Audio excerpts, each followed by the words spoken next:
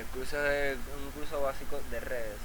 Las redes, la peculiaridad que tienen que pueden ser divididas por niveles, desde básico, medio hasta avanzado, inclusive nivel experto o Dios, como digo yo, ya que constantemente las redes cambian, hay más tecnología que se encuentran, ahora en estos momentos incursionando en las computadoras cuánticas, están cambiando los protocolos de comunicaciones, casi todo está cambiando constantemente y se va complicando cada vez más la metodología de redes. Bueno, en este caso, el cursito básico de redes está enfocado en que se aprenda los aspectos básicos de lo que es una red, identificar los tipos de redes y conocer lo que es la segmentación de estas, cómo hacer una buena segmentación, una buena distribución de la red. Y algunos aspectos básicos en cuanto a a la estructura de red y la tipología de estas. Que, como bien ponemos aquí, uno de los principales aspectos que se van a ver son los tipos de redes. Los principales routers, algunos ejemplos de estos que más se usan, principalmente en las redes de salud pública, que todavía hay bastantes centros que usan router. Hay algunos centros que usan modem y algunos usan fibra óptica. Pero como la tecnología más estandarizada son los routers, por eso el ejemplo aquí en router. Diagnóstico y monitoreo de la red es uno de los elementos fundamentales para cualquier administrador de red o encargado de la red. Y cómo reportar un enlace caído. Bueno, empezamos primeramente por los conceptos más básicos y principales. Una línea arrendada o dedicada. ¿Qué son las líneas arrendadas o dedicadas? Son líneas telefónicas dedicadas exclusivamente a datos que posibilitan la transmisión a una velocidad media o altas, conexión punto a punto o multipunto, en dependencia de la configuración dada previamente. Generalmente velocidades máximas alcanzadas por este tipo de línea es hasta 6 megas. Generalmente hay muchos factores que dependen de que se alcance esta velocidad, en especial el par telefónico al cual estemos conectados, que generalmente siempre tiene problemas y normalmente alcanza los 4 megas, 5 megas. Es la velocidad estándar que te ponen porque generalmente el par siempre tiene problemas. Las ventajas de esto, que la línea es dedicada a datos 24 horas. No es como el modem que tienes que hacer una llamada, si te entra una llamada no puedes y cuando vas a llamar se te cae la conectividad. Aquí la conexión es 24 horas y puedes realizar llamadas. En los hogares se conoce también como el Nauta Hogar, es una línea dedicada a datos que permite tanto la llamada como la transmisión de datos. En cuando sentamos el router, en el caso de las viviendas que lo tienen apagados, tendremos nuestra conexión de datos.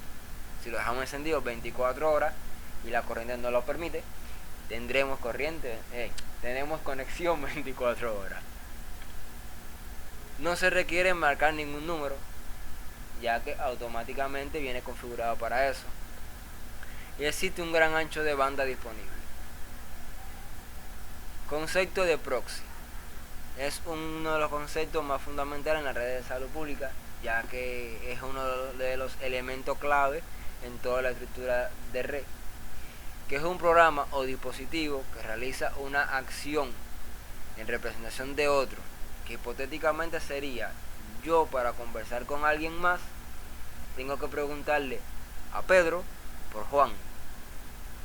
Y cuando Juan recibe la llamada de Pedro, soy yo el que estoy preguntando, pero Juan solamente ve a Pedro, no me ve a mí. ¿Qué es lo que pasa de ciertas formas en las redes institucionales de salud pública?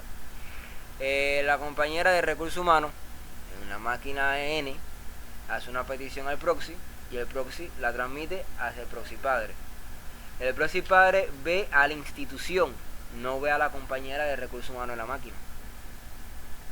Sale que la institución N es la que está consultando a Google, no la compañera de recursos humanos.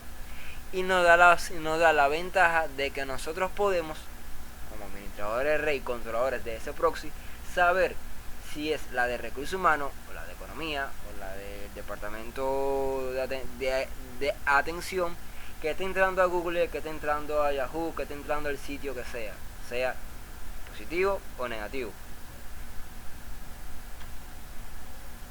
Ancho de banda, que es uno de los temas más polémicos que existe en cuanto a lo que es estructura de redes, ya que se confunde generalmente ancho de banda con velocidad de internet. Son dos cosas parecidas pero totalmente diferentes. El ancho de banda es la velocidad máxima contratada o asignada. Es decir, nosotros podemos tener 2 megabits. Fíjense que haciendo un pequeño paréntesis, no es lo mismo megabit que megabyte. Megabyte es la unidad de tamaño en ficheros. Megabit es la unidad de velocidad en redes. Un megabit no es lo mismo que un megabyte. Un megabyte son 1024 megabits. Pero un megabit son 1.000.000 de megabits. ¿Se entendió? Es un tanto complejo, pero la diferencia es bastante connotable, porque una es una unidad de velocidad y la otra es una unidad de volumen. El megabit, el de la velocidad de redes, se denota como M mayúscula y B minúscula, mientras que la otra, ambas dos son en mayúsculas. Eso es un acápite muy esencial, igual que cuando es kilobit, como podrán ver aquí, es la K en mayúscula y bit, generalmente por segundo, siempre megabit por segundo, ya que es la velocidad transmitida en un segundo. Y aquí les muestro un ejemplo, un diagrama en donde se muestra el tráfico dado desde las 5, desde las 3 de la tarde hasta las 2 de la tarde en un día N. Disculpen. Y se muestra la velocidad promedio de una institución dada y te marca la velocidad promedio, la velocidad máxima y el total de tráfico consumido. Estos gráficos son posibles de ver a través de software que nos miden el ancho de banda y el tráfico dado de un IP, una institución, un servicio dado en específico. La saturación. ¿Qué es la saturación de un ancho de banda?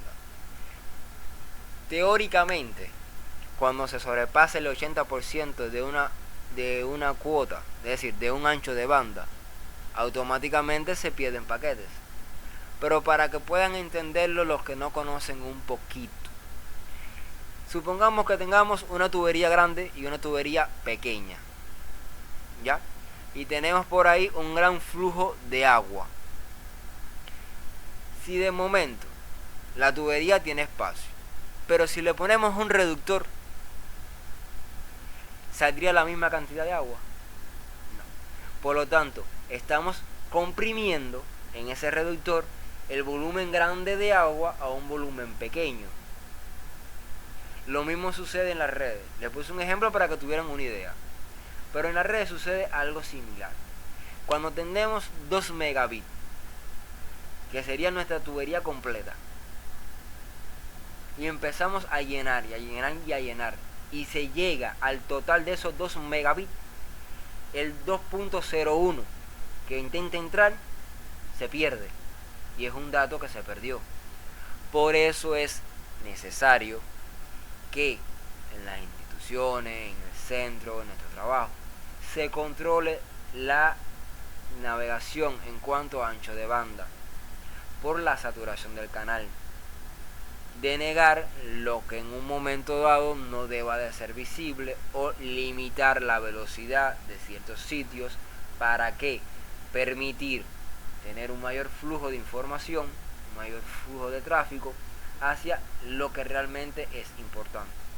Ejemplo, limitando YouTube, que es uno de los sitios multimedia y por ende consume aproximadamente alrededor de 6 megas por segundo viendo un video en 360 en 360p.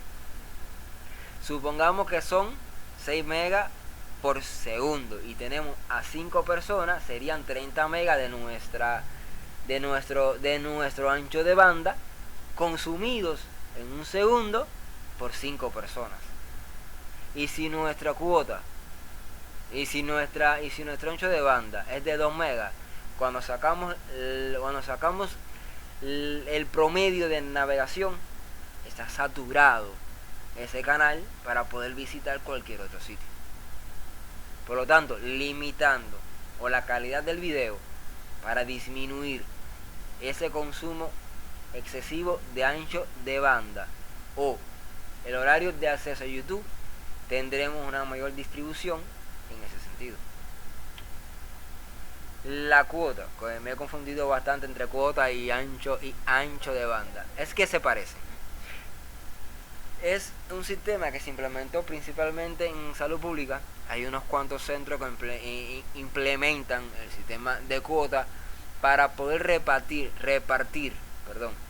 el acceso a internet, que no es libre, no es un acceso full. Tenemos una limitante de una cuota asignada a nivel nacional y por provincia igual. Y se asigna una cuota para que pueda ser distribuida de forma equitativa a todos los centros y poder disfrutar de un servicio de calidad dentro de lo posible del uso de internet. Hay limitantes, hay problemática que no da, a veces se acaba, a veces se necesita bajar un archivo que es de suma prioridad y sobrepasa la cuota, entendible. Pero si no se estableciera la cuota, no existiera la disponibilidad para que otros pudieran acceder y sería un caos en ese sentido. Las principales tecnologías que se usan a nivel nacional son el ADSL, que es la más común. Permite utilizar la línea telefónica de forma simultánea para llamadas y conexión de datos con velocidades máximas hasta 8 megabits. Generalmente, lo que les decía ahorita, esos 8 megabits son de forma representativa, ya que generalmente los pares telefónicos son antiguos, son obsoletos, y 4 megas, si acaso 6, es lo máximo que se puede alcanzar. Y es asincrónica. ¿Qué quiere decir la asincronía?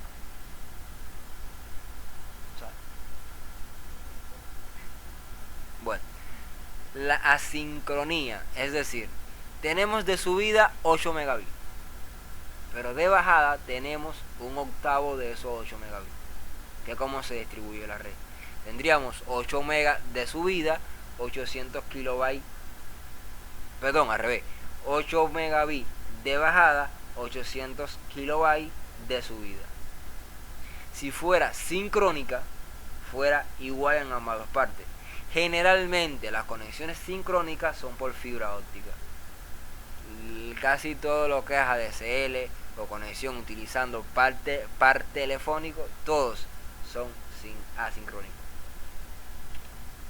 Y está el SHDSL, que es la única conexión vía telefónica que es simétrica. Velocidad máxima alcanzada 4 megabits.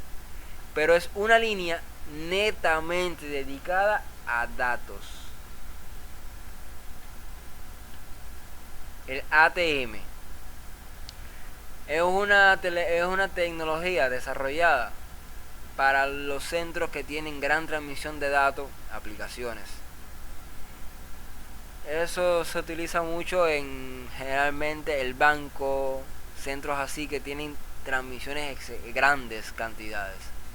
El MPLS es diseñado para unificar el servicio de transporte de datos para las redes basadas en circuitos y la basada en paquetes. Es utilizada para transportar diferentes tipos de tráfico, incluyendo el tráfico de voz y de paquetes IP. Generalmente es empleado para centrales telefónicas y ese tipo de conexiones, ya que el flujo de datos es mucho mayor. Los tipos de redes. Las redes más comunes, existen algunas que no están puestas aquí, ya que son de uso específico para un tipo de red específico y no lo consideré necesario que fuera a explicarlo aquí. Explicaremos en este caso la WAN, la MAN, la PAN, la LAN y la Wi-Fi. La red es WAN, red de área amplia o Wide Area Network. La red de área metropolitana o MAN, red de área personal PAN, red de área local LAN y la red inalámbrica. ¿Cuál es la WAN? Son tipos de redes que cubren una distancia aproximadamente entre unos 100 kilómetros a unos 1000 kilómetros.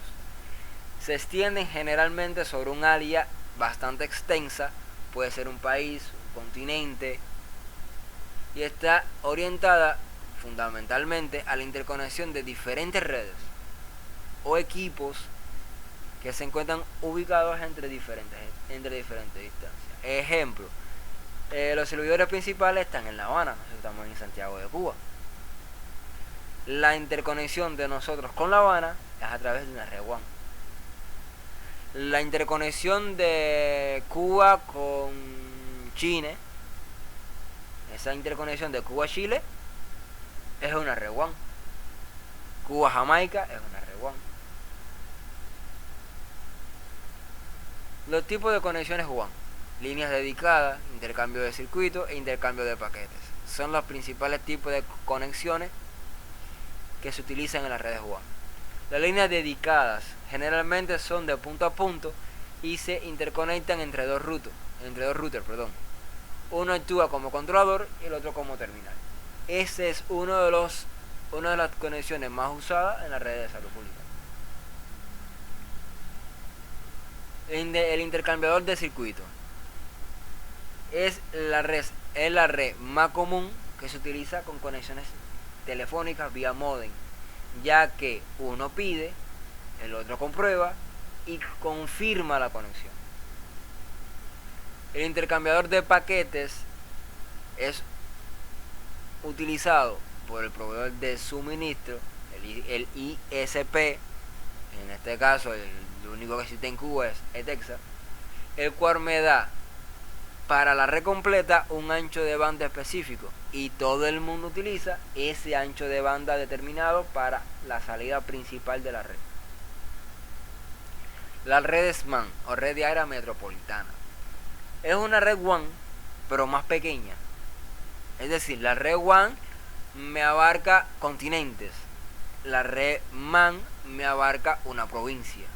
Pusimos el ejemplo ahorita de Santiago a Habana, es una red WAN, pero la red provincial de Santiago es una red MAN. Abarca dentro de ellas diferentes subredes LAN.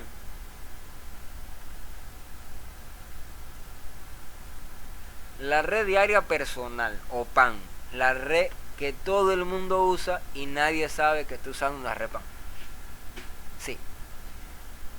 Son las redes que se utiliza para conectar de manera inmediata diferentes usuarios en un pequeño espacio cerrado. Todo el mundo comparte ficheros de móvil a móvil utilizando Zapia, utilizando Bluetooth, y están usando una red PAN y nadie lo sabe. Generalmente se utiliza para conectar los portátiles, tabletas, equipos, impresoras Wi-Fi, dispositivos que utilizan conexiones Bluetooth, conexiones inalámbricas.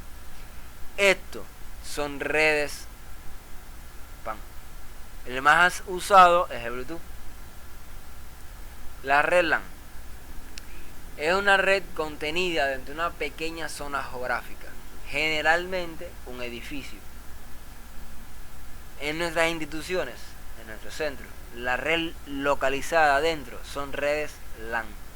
ya que son redes connotadas en una dimensión específica y marcada. Las redes Wi-Fi es un término que hoy por hoy es usado comúnmente, bastante conocido. Y aquí se le muestra un pequeño diagrama de más o menos cómo sería una red, una estructura de red, y un diagrama general de la estructura general WAN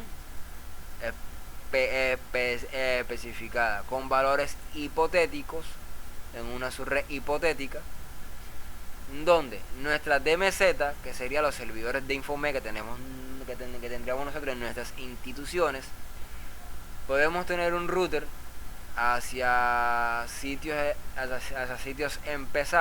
especiales. Podemos ser, no sé, la institución que tenemos al frente, un emplazamiento que tenemos al frente, un centro que es de nosotros pero está a cruzar la calle o está un tanto cercano. Puede utilizarse un router desde nuestra DMZ hacia esa conexión. Pueden ser diferentes routers para conexión PPP, que es conexión modem.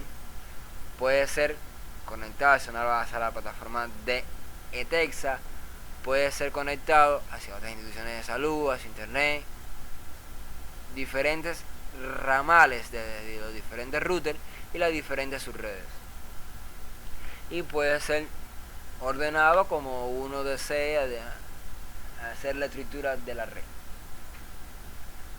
El cableado de red.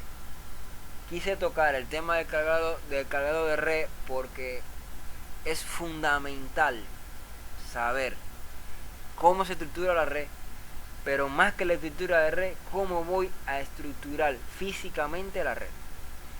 Porque en dependencia del cableado es el ancho de banda que podremos utilizar. El cableado punto a punto se utiliza para conectar generalmente PC con switch o hub, o un router con un switch. ¿Qué pasa con el cableado punto a punto? El cableado punto a punto permite conexiones hasta 100 megas. Supongamos que tengamos un ancho de banda de 300 megabits. Si tenemos un cableado que me permite FastNet o 100 megabits, que al final FastNet o 100 megabits es lo mismo, mi velocidad es de 300 megabits, yo en ese router mi velocidad máxima van a ser 100 megabits. Van a estar limitados por el cable. Aunque mi PC permita mayores velocidades, mi router permite mayor velocidad, pero mi cable está limitado a 100 megabits. Utilizando un cable de mayor velocidad, utilizo el 100% mi velocidad del router.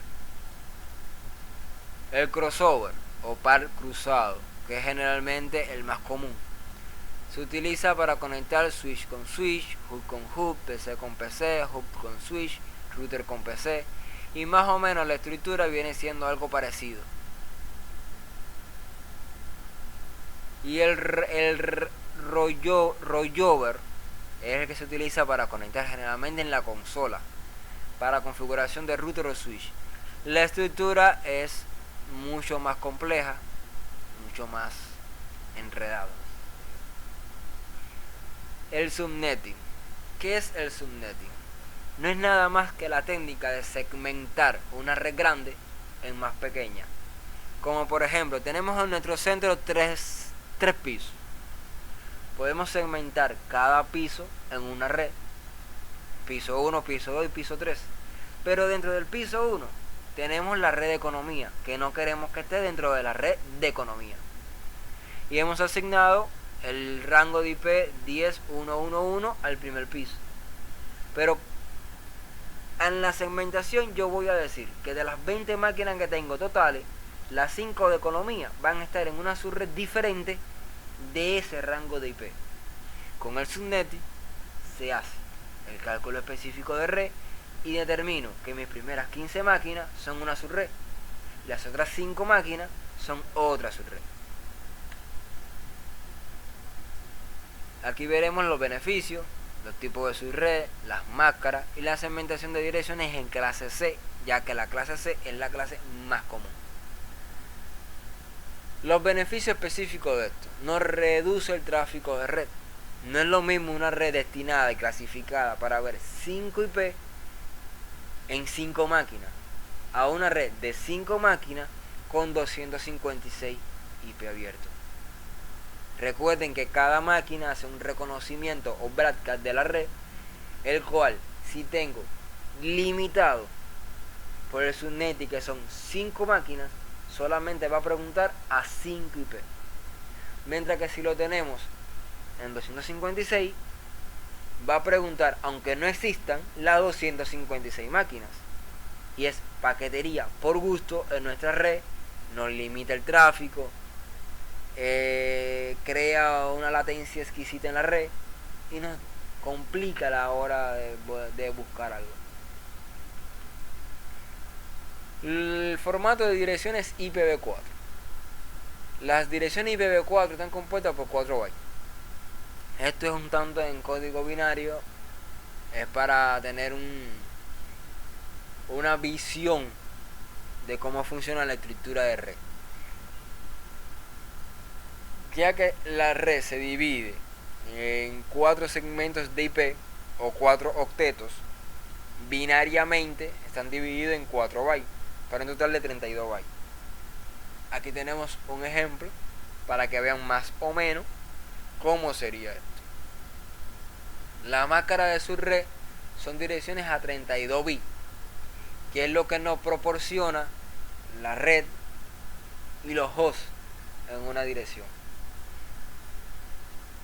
Un tipo de subred en clase A, como podremos ver, sería en el primer octeto la red. Nosotros tres nos vendrían siendo los hosts. ¿Qué sería host? La cantidad de máquinas que usemos. Un ejemplo, la máscara de su red para esto sería 255.0.0.0. Binariamente hablando, el primer octeto 1, el resto 0. Una clase B sería una máscara 255.255.00. Los dos primeros no clasifican la red. Los otros dos serían host. En clase C, los 3 primeros y el último 0. Binariamente. Existen otro tipo de notaciones para identificar las subredes, que es usando el símbolo slash, que es lo que llamamos generalmente un enlace 20, un enlace 19, un enlace 30. Ese 30 es la denominación binaria de lo que vimos anteriormente. Sería la denominación binaria de esto. Esta, que es el ejemplo que le estoy poniendo aquí ahora, sería un enlace 24, que es la representación binaria de esta segmentación de red. Un ejemplo, en clase A tenemos la máscara de red que sería 255.0.0.0, que significa que los 8 primeros bits están activados en 1. Por lo tanto, es equivalente a escribir un enlace 8. Ejemplo, en su red 10.0.0 es la 8. Sucesivamente, en dependencia de la clase, sería la máscara. En dependencia de la máscara, la cantidad de bits usar. Por lo tanto, el slash varía en dependencia de la cantidad de hosts que queremos usar. Algo importante de saber. Aquí les muestro la tabla de denominaciones según la subred y la denotación usando el slash. Un slash 8 en el caso de clase de la máscara 255.0.0.0. En el caso de que la máscara sea 00, es la 16.0, es un enlace 24. Este último número puede ser diferente. En este caso es el 252, que es un enlace 30. Según las clases C, aquí les muestro las diferentes denotaciones. Un ejemplo que se pueden emplear según cómo quedaría en modo binario, la máscara en decimal y la denotación según el slash. Se le muestro la cantidad de hosts por las diferentes subredes. Un ELA 25, que sería .128, nos permite tener 126 equipos en la subred. Si nosotros no tenemos esa cantidad de equipos en la subred, podemos emplear un ELA 28, que nos daría 14 máquinas, o un 27, que nos daría 30. Si tenemos dos equipos, un ELA 30, un ELA 29, que es el común en la red de salud pública, ya que nos permite 6 IP o 6 equipos. El NATEO, que no es nada más que las traducciones de las direcciones de la red, surge originalmente en sus inicios, ya que las redes IPv4 tienen un margen. Si tenemos ejemplos del 1 al 100, se están agotando. Surgió para buscar una manera de utilizar los IP existentes, que son limitados, y que no se nos agoten. Por lo tanto, yo puedo asignarle a una institución uno de esos IP reales y utilizar por dentro, utilizando el NATEO, cualquier otro subrango de IP. Y quien me ve, mi ICP, me ve el IP real que me dio y no todo el IP que tengo por dentro. La ventaja: conserva las direcciones legalmente registradas en el proveedor de servicio, reduce la ocurrencia de solapamientos de direcciones, elimina el redireccionamiento cuando existen cambios en la red y se ahorra grandemente las direcciones públicas o reales.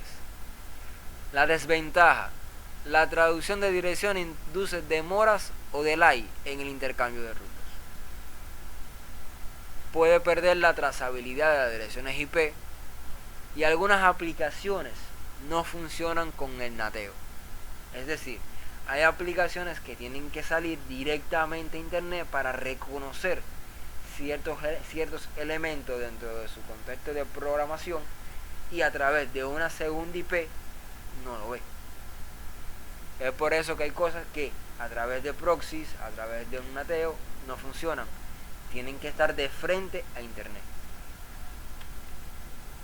Los tipos de NATEO: estático, dinámico y overload. El estático, también conocido como conexión de uno a uno. Es decir, desde Juan pasas directamente a Pedro. El dinámico, conocido también como de muchos a muchos. Es decir, el grupo del centro N me va a ver al centro B o a los centros B. Ahí me estoy enmarcando de que un área, un grupo de direcciones IP grande, me puede ver otro grupo de direcciones grandes de IP. Y el overload es la configuración más popular. Es un caso especial del NATEO dinámico, donde muchas direcciones IP son traducidas a una única dirección IP pública. Es lo que generalmente y el más usado en donde quiera. En el caso de nosotros es lo que más se utiliza, ya que por dentro tenemos 60 máquinas con 60 IP y salen todos a través del 1111. Estamos configurando 60 IP a través de 1. Es el NATEO más común, no solamente en nuestra red, en cualquier red que utilice NATEO, principalmente en Cuba, es uno de los NATEO más usados. Aquí les muestro algunos ejemplos de router. Esto es un router TP-Link, marca TP-Link inalámbrico. Esto es un SpaceTouch y esto es un Huawei. Las pruebas de conectividad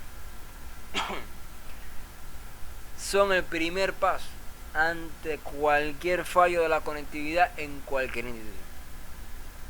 Antes de yo llamar a mi proveedor de servicio, antes de yo arrancarme los pelos, lo primero que debo hacer es comprobar si el problema es interno mío, si el problema es de la conectividad del router o si es externo a mí. Son los 3 pasos lógicos fundamentales a hacer antes de coger el teléfono y decir no tengo. El primer paso: sentarse en una computadora que esté preferiblemente conectada directamente al router para saber y descartar que no sea problema de configuración o de los servicios configurados por nosotros, porque el proxy puede estar caído, no nos hemos dado cuenta y no tengo conexión, y es el proxy que está caído o dio un error o algo. ¿Cómo descartamos? Conectarnos directamente al router y probar la conexión. ¿Tengo conexión? Es problema entonces en los servicios internos que tengo configurados. Revisar la configuración de la tarjeta de red. Puede que hayamos cambiado sin querer la dirección IP, se haya perdido, DNS, la máscara. Hacerle un ping específicamente a la propia PC, a ver si no hay problema con la tarjeta de red, que con el exceso de apagones pueden dañarse las tarjetas de red, y nosotros volviéndonos locos vemos que está linkeando pero está dañada, tiene corriente pero no está traficando datos, por lo tanto no volvemos locos. Realizarle un ping a la propia dirección IP. Ya con esto hemos descartado que no es nuestro servicio propio, que no es nuestra tarjeta de red. Procedemos entonces a confirmar la LAN del router, que estamos llegando al router. Llegamos al router, perfecto. Vamos a ver si salimos del router. Le hacemos un ping a la WAN del router. No logramos nada, todo está bien, perfecto. Le hacemos un ping a cualquier servicio de Infomé. Dígase el portal, dígase el mismo proxy, dígase la página institucional de salud pública o a un sitio fuera de la red de salud. Porque si ya yo llegué, descarté, no es mi proxy, no es mi tarjeta de red, no es mi PC, llegué al router, salí del router, déjame ver si yo prosigo del router. Todo está bien, entonces no hay ningún problema. Hacerle un ping a los DNS de Infomé, a ver si alguno está caído o hay problema en mi ruta de llegar de donde estoy hasta allá. Hacerle un ping a la página de salud para verificar que la resolución de nombre esté correctamente trabajando. La configuración de mi navegador, que esté correcta. Proxy punto, la denominación que nosotros usemos para salir por los puertos 3128, que es el estándar. Si todo eso esté correcto, entonces intentemos navegar. Si navegó, entonces hemos descartado todos los problemas y alguno de ellos fue el que nos dio error. Si aún así no hemos logrado una conectividad, contactar entonces con el departamento de redes del nodo. Ahí está la dirección. Podemos ver, en caso que tengamos router y el router tiene indicadores de LED que nos dicen si tiene conexión o no, en su conexión de punto a punto. Si los bombillos no están linkeando, no vas a salir. No es necesario que me llames, no soy el que te debo dar la respuesta. La respuesta es con tu ID de la conectividad con el 114 ETEXA para reportar un enlace caído. Ellos saben cómo darle solución a ese problema. Y hasta aquí hemos terminado con la información que les traía, lo más breve posible e instructivo.